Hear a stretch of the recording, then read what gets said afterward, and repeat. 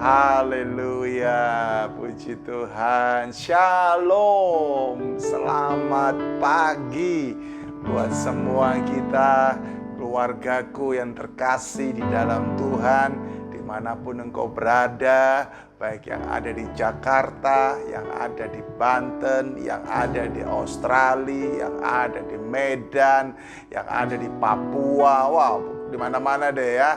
Selamat pagi semuanya, dan saya bersyukur bisa kembali melayani setiap jemaat Tuhan yang terkasih. Dan saya mengajak setiap kita hari ini, mari seperti biasa kita mau selalu datang ke hadirat Tuhan di pagi hari dengan membawa segala pujian, ucapan syukur kita kepadanya, karena kita tahu hidup kita ada semua karena anugerah Tuhan. Haleluya, terima kasih Bapa. Selamat pagi Bapa. Kami datang ke hadapan-Mu di dalam nama Tuhan Yesus, karena kami tahu Engkau segalanya bagi kami. Kami mencintai-Mu Tuhan. Engkau yang bisa mengubahkan setiap kami.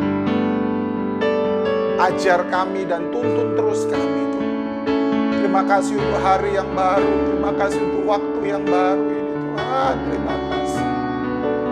Ora bataka rabatahana masyaya rabayara. Betapa ku mencintai segala yang telah terjadi. Tak pernah sendiri jalani hidup ini, selalu menyertai. Terima kasih Tuhan. Betapa ku menyadari di dalam hidupku ini Kau selalu memberi rancangan yang terbaik. Oleh karena kasih, haleluya. Oh Bapa, sentuh hatiku, ubah hidupku menjadi yang baru, bagai emas yang murni. Kau membentuk bejana hatiku. Bapa, ajarku mengerti sebuah kasih yang selalu memberi, bagai air mengalir yang tiada pernah berhenti. Oh, terima kasih Bapa. Selamat pagi Roh Kudus, selamat pagi Yesus. Haleluya. Betapa ku mencintai segala yang telah terjadi. Tak pernah sendiri jalani hidup ini, selalu menyertai. Haleluya. Betapa ku menyadari di dalam hidupku ini Kau selalu memberi rancangan yang terbaik. Oleh karena kasih, haleluya, amin. Bapa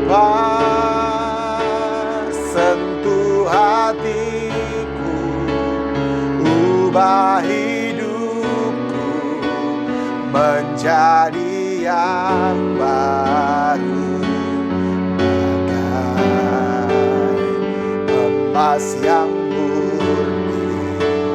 Kau membentuk rencana hatiku, Bapa. Bapa, ajarku mengerti sebuah kasih yang selalu memberi, bagai air mengalir yang tiada pernah berhenti. Ya Rabba Shataka ya Rabba ya Rabba ya Rabba ya Rabba ya Rabba. Oh ya Rabba Shetekerebea, rancanganmu itu indah dan baik adanya. Ya Rabba Shetekerebea. Oh, terima kasih Bapa, terima kasih, haleluya.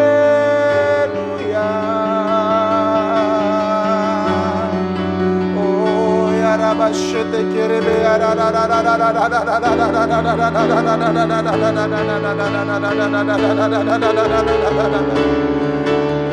Oh ya Rabba Shetekerebea.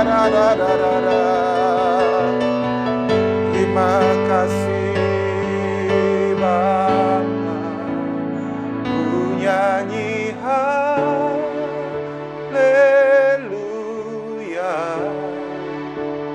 ku nyanyi haleluya.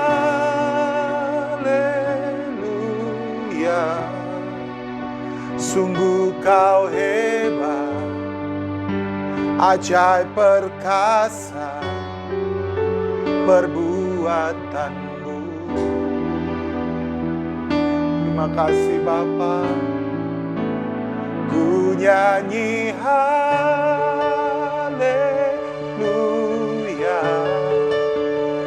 ku nyanyi haleluya.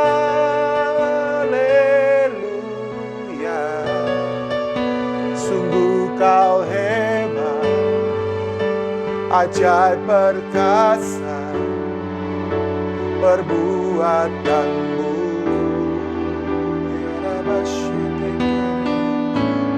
Di hidupku ya lama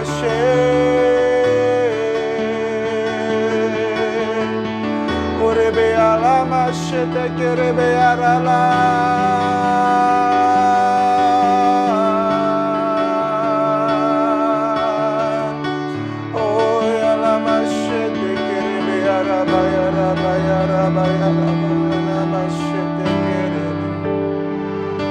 Oh terima kasih, terima kasih Bapa, terima kasih.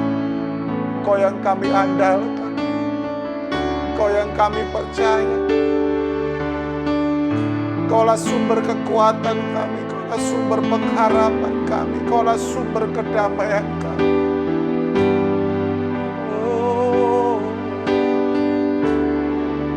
Maya lama shetekerebea ya ya ya. Terima kasih Bapa.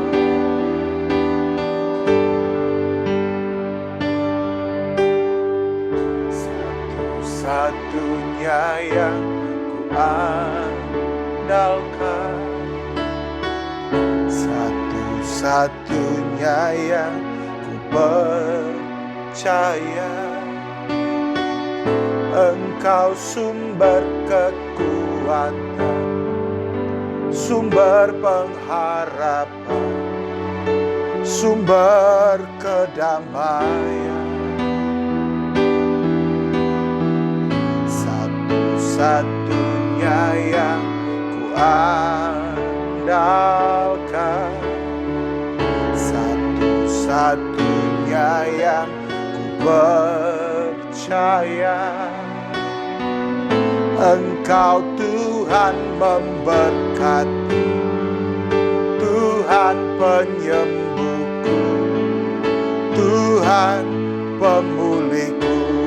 Mari angkat tangan kita, katakan, satu-satunya yang ku andalkan,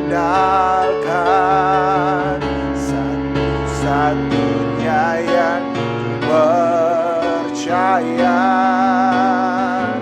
Engkau sumber kekuatan, sumber pengharapan, sumber kedamaian. Ya Tuhan, satu-satunya yang ku andalkan, satu-satunya yang ku percaya. Engkau Tuhan memberkati, Tuhan penyembuhku, Tuhan pemulihku. Engkau Tuhan memberkati, Engkau Tuhan memberkati, Tuhan penyembuhku, Tuhan pemulihku. Sekali lagi, Engkau Tuhan memberkati, Tuhan penyembuhku, Tuhan pemulihku. Ya Rara. Oh, terima kasih Bapa, terima kasih. Sungguh Engkaulah Allah satu-satunya yang kami puja, yang kami percaya, yang kami rindukan, yang kami butuhkan. Yesus Tuhan. Oh, terima kasih Bapa, terima kasih Bapa. Ramasyatakaya rabatakaya rabaya, kenamakaya rabasye. Terima kasih Tuhan, Engkaulah segalanya bagi kami. Terima kasih untuk semuanya. Terima kasih. Terima kasih. Dalam nama Yesus.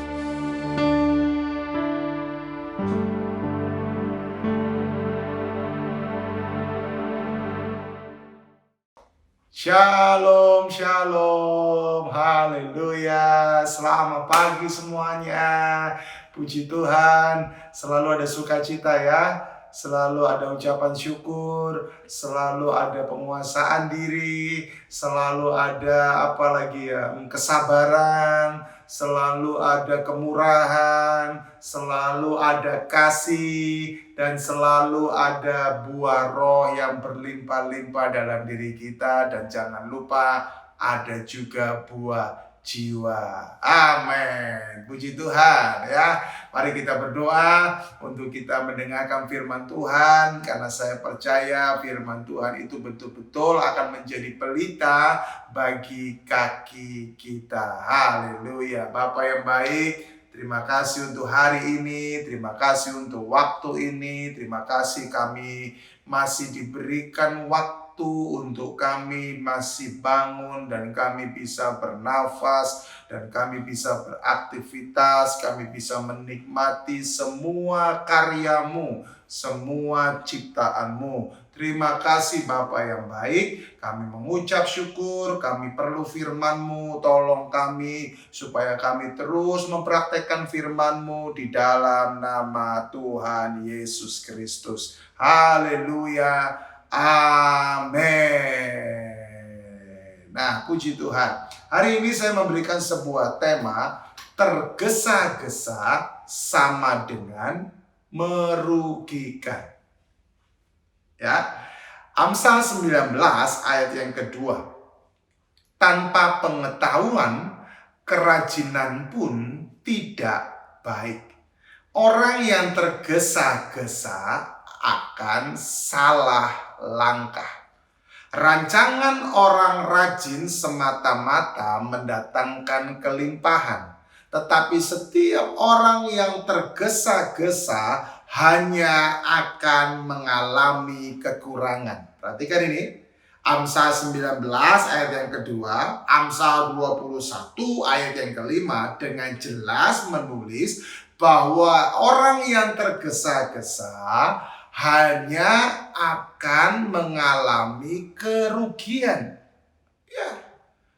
Menurut Amsal 19 ayat yang kedua dikatakan orang yang tergesa-gesa dia akan salah langkah. Perhatikan ini. Ini juga rugi loh. Kenapa? Karena seharusnya dia melangkah ke sana, tetapi ternyata akibat dia tergesa-gesa, dia melangkahnya ke sebelah sini. Akhirnya apa? Dia rugi. Rugi waktu dan rugi tenaga. Perhatikan ini. Kemudian Amsal 21 ayat yang kelima tadi dikatakan, orang yang tergesa-gesa akan mengalami kekurangan. Wow. Jadi ternyata orang yang tergesa-gesa akan berakibat dia akan kurang. Nah, ini yang perlu kita perhatikan. Makanya saya mau berkata kepada setiap kita, tergesa-gesa sama dengan merugikan. Orang kurang kok. Kalau kurang ya pasti rugi, gitu loh, ya toh. Kalau lebih ya pasti itu untung. Tetapi justru orang yang tergesa-gesa, dia akan mengalami kerugian. Nah, saya ajak kita melihat definisi dari tergesa-gesa menurut Kamus Besar Bahasa Indonesia. Tergesa-gesa itu artinya terburu-buru, tidak sempat bertanya, belum membaca suatu pesan. Jadi dari definisi Kamus Besar Bahasa Indonesia, kita bisa menyimpulkan bahwa orang yang tergesa-gesa akan mengalami kerugian. Loh, kok bisa mengalami kerugian? Nah, mari kita coba lihat beberapa contoh kasus yang berikut ini. Karena terburu-buru, maka biasanya akan ada barang yang tertinggal. Pernah nggak engkau ketika engkau hendak pergi ke suatu tempat, engkau terlambat bangun ataupun engkau bangunnya waktunya udah mepet, harusnya engkau jam 5 sudah berangkat, tetapi jam 5 kurang 5 engkau baru bangun, akhirnya apa yang terjadi? Semuanya, waduh, ya terburu-buru semuanya, buru-buru mandi, buru-buru pakai baju, semuanya terburu-buru. Akhirnya apa? Begitu engkau langsung pergi, di tengah jalan engkau baru sadar. Apa? Cas handphone tertinggal. Gampang, masih bisa beli cas handphone. Oh iya, oke. Tetapi untuk beli engkau harus mengeluarkan biaya, bukan? Dan akhirnya engkau mengalami apa? Kerugian. Ada juga yang lain, masih ada yang lain, contoh-contoh yang lain. Ya, engkau nggak sempat bertanya karena engkau lagi bingung, engkau lagi tergesa-gesa. Engkau nggak sempat bertanya, akhirnya apa? Engkau mengambil keputusan untuk memilih jalan yang A. Tapi ternyata keputusan itu salah. Harusnya jalan yang kau ambil, harusnya jalan yang B. Tapi karena engkau tergesa-gesa, engkau nggak sempat bertanya, akhirnya apa? Engkau ngambil jalan yang A, padahal itu jalan buntu. Rugi kan? Saya mau berkata, orang yang tergesa-gesa pasti dia akan mengalami kerugian. Orang yang tergesa-gesa juga pasti dia akan salah langkah. Dari Amsal tadi ini mengingatkan kepada kita bahwa kita tidak boleh tergesa-gesa. Amin. Makanya itu saya selalu belajar disiplin sampai hari ini. Saya nggak mau datang ke satu tempat itu dengan terburu-buru.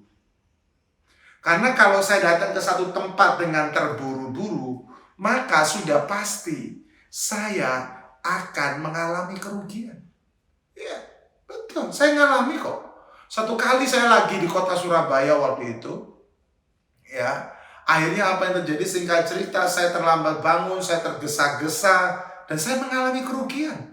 Kerugiannya apa, Pak? Kerugiannya saya kena tegur. Dan kebetulan hari itu yang berkorban adalah gembala senior di gereja saya, Bapak Pendeta Timotius Arifin. Saya kebetulan waktu itu hari itu saya lagi dapat tugas mimpin pujian. Ya, akhirnya karena saya terlambat, ya, saya tergesa-gesa, saya terlambat, saya tetap terlambat, ya, lewat jam yang seharusnya. Seharusnya setengah jam sebelum jam ibadah saya sudah ada, ini yang ada justru terlambat 5 atau 10 menit, tapi tetap terlambat. Pemimpin pujian nggak boleh terlambat. Akhirnya apa? Saya rugi, saya kena tegur. Nggak enak loh Bapak Ibu Saudara. Maka itu saya melatih diri saya untuk apa? Saya nggak mau tergesa-gesa ketika saya pergi ke sebuah tempat. Lebih baik saya datang duluan. Kalau yang lain datang telat itu terserah dia. Istri saya paling tahu deh. Saya kalau sudah disuruh tergesa-gesa, apalagi disuruh datang telat, itu aduh saya paling nggak suka. Lebih baik orang nunggu saya. Lebih baik saya nunggu orang daripada orang nunggu saya. Gitu. Amin. Iya. Nah, sekarang kita melihat. Kenapa sih orang itu suka tergesa-gesa? Yang pertama, bisa jadi karena memang budayanya dia sudah seperti itu. Sifatnya dia memang seperti itu. Ada memang orang-orang yang seperti itu. Gerusak-gerusuk gitu. Orang Jawa bilang. Ya, semua tergesa-gesa. Emang dia kayak begitu. Budayanya udah seperti itu. Nah ini bahaya. Ayo bertobat kalau itu kita. Karena saya mau berkata, firman Tuhan tidak pernah mengajarkan kita untuk kita tergesa-gesa. Justru firman Tuhan melarang kita untuk tergesa-gesa. Yang kedua, orang yang tergesa-gesa pasti pengen instan. Dia pasti ingin instan. Kerohaniannya serba instan. Ya, semuanya serba instan karena mungkin kebanyakan makan mie instan. Tapi saya mau berkata kepada setiap kita bahwa orang yang tergesa-gesa itu adalah orang yang selalu pengennya instan. Pengennya jalan pintas. Dan orang-orang yang seperti itu adalah orang-orang yang tidak siap, tidak mau menghindari yang namanya proses. Semua itu butuh proses. Nggak ada yang instan. Makanya firman Tuhan bilang apa? Kalau engkau setia sama perkara kecil, engkau akan diberikan perkara besar. Itu apa? Proses. Setia. Amin. Nah, yang berikutnya adalah apa? Orang yang tergesa-gesa, yang berikutnya adalah apa? Orang itu pasti sangat sibuk. Saking sibuknya dia tergesa-gesa. Tapi saya mau berkata, kesibukan adalah tantangan kerohanian. Karena setiap orang yang sibuk selalu akan berkata, perhatikan ini, tidak punya waktu untuk Tuhan. Aduh. Kalaupun dia punya waktu yang diberikan untuk Tuhan hanya sedikit saja. Kenapa? Karena dia sudah sibuk kerja, cuan. Rapat sana, rapat sini, pelayanan sana, pelayanan sini, khotbah sana, khotbah sini. Aduh. Saya sudah berkata kepada istri saya waktu pertama kali kami menikah menjadi suami istri, saya katakan kepada dia, saya tidak mau sibuk dengan pelayanan, tapi saya mau sibuk bersama dengan keluarga, saya mau sibuk bersama dengan Tuhan saja, bukan dengan pelayanan. Karena saya mau katakan, untuk sibuk dengan pelayanan itu sangat mudah untuk saya lakukan, tapi saya tidak mau disibukkan dengan pelayanan. Aktivitas pelayanan, tapi saya mau disibukkan untuk selalu berkenan di hadapan Tuhan. Yes. Tapi di luar sana ada banyak orang saking sibuknya dia bekerja. Aduh, nggak ada waktu lagi Pak. Ayo berdoa. Aduh, nggak ada waktu lagi Pak. Ayo melayani. Aduh, sorry Pak, nggak ada waktu. Ya, ayo beribadah. Aduh, sorry. Waduh, nggak ada waktu. Ibadahnya online aja deh. Haleluya. Semua orang memang sibuk ataupun bisa sibuk, tetapi tidak semua orang bisa mengatur waktu untuk bertumbuh dalam kerohanian di tengah-tengah kesibukannya. Perhatikan ini Bapak Ibu Saudaraku yang terkasih. Jangan tergesa-gesa. Kalau engkau sibuk, belajar manajemen waktumu itu diatur yang benar. Karena ketergesa-gesaan hanya akan membuat engkau rugi. Mungkin secara materi engkau bisa untung, tetapi hati-hati. Di keluargamu tidak ada kebahagiaan, di keluargamu tidak ada sukacita, di dalam hatimu tidak ada damai sejahtera, di dalam hatimu tidak ada yang lagi namanya ucapan syukur, karena semuanya diukur dari harta dunia ini. Hati-hati. Yang berikutnya, yang terakhir adalah apa? Mudah membuat kesalahan. Kesalahan dibuat bukan hanya karena ketidakmengertian, tetapi kesalahan juga dibuat karena selalu tergesa-gesa dalam melakukan segala sesuatu. Yes, haleluya. Saya jadi ingat, ataupun saya kasih contoh kesaksian diri saya sendiri aja deh. Ya, bagaimana dulu ketika saya membantu mama saya dia seorang dia pintar masak ya, dia punya sampingan ataupun kerjaan itu rantangan. Dan saya masih ingat salah satu yang suka disuruh mengantar rantangan adalah saya, dan juga salah satu yang disuruh suka membeli belanjaan adalah saya. Seringkali dulu saya punya kebiasaan, ketika mama saya berbicara sesuatu, saya langsung cepet-cepet dengarkan dia ngomong. Habis itu mama saya belum selesai ngomong, saya langsung pergi. Padahal mama saya masih ngomong, saya langsung pergi. Mama saya bilang, Thomas, denger dulu ya. Ya, aku tahu. Saya langsung cepat-cepat pergi. Kenapa saya cepat-cepat pergi? Karena saya berpikir saya pengen bisa menyelesaikan pekerjaan itu dengan segera, supaya saya bisa melakukan aktivitas saya. Bebas saya melakukan aktivitas saya. Tapi karena saya tergesa-gesa, akhirnya apa? Kebanyakan tugas yang diberikan mama saya kepada saya itu 90% itu salah saya lakukan. Saya salah mengantar rantangan, harusnya ini ke alamat yang ke sini, yang alamat sini justru saya kasih rantangan yang ini. Harusnya beli bumbu ini sekian, saya salah, kurang lagi, akhirnya saya harus pergi kembali lagi. Saya mengalami itu, Bapak Ibu. Saya mudah membuat kesalahan. Hati-hati loh. Dalam engkau berbisnis, engkau nggak boleh buat kesalahan. Loh Pak, tapi wajar loh Pak, sebetulnya orang yang berbisnis itu dia berbuat kesalahan, ya mungkin memang wajar. Tetapi engkau harus meminimalir mungkin. Membuat kecil sekecil-kecilnya kemungkinan untuk engkau melakukan kesalahan. Ayo Bapak Ibu Saudara, jangan sampai kita membuat kesalahan karena kita tergesa-gesa. Orang yang tergesa-gesa akan sulit untuk fokus dan akhirnya dia akan membuat kesalahan. Perhatikan ini. Untuk itu, mari kesimpulannya yang saya mau berikan adalah apa? Milikilah penguasaan diri di dalam segala perkara, termasuk untuk urusan ini. Jangan tergesa-gesa.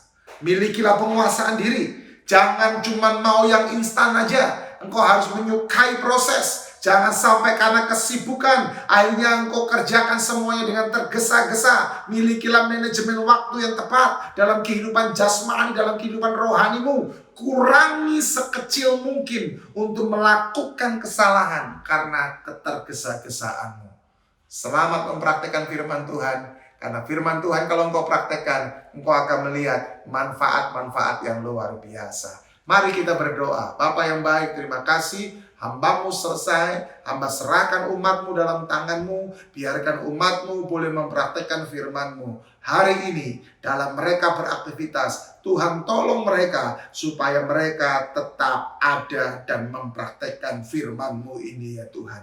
Engkau menyertai mereka demi nama Yesus Kristus. Kalau ada di antara mereka hari ini akan membuat deal-deal bisnis, hamba berdoa dalam nama Tuhan Yesus. Setiap deal bisnis yang itu mempermuliakan nama Tuhan, kau buat menjadi berhasil.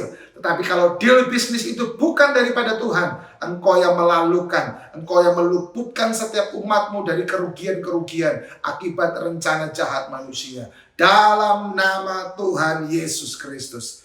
Amin. Puji Tuhan, selamat beraktivitas. Dan jangan lupa Bapak Ibu Saudara, selalu libatkan Tuhan dalam aktivitas kita. God bless you. Dalam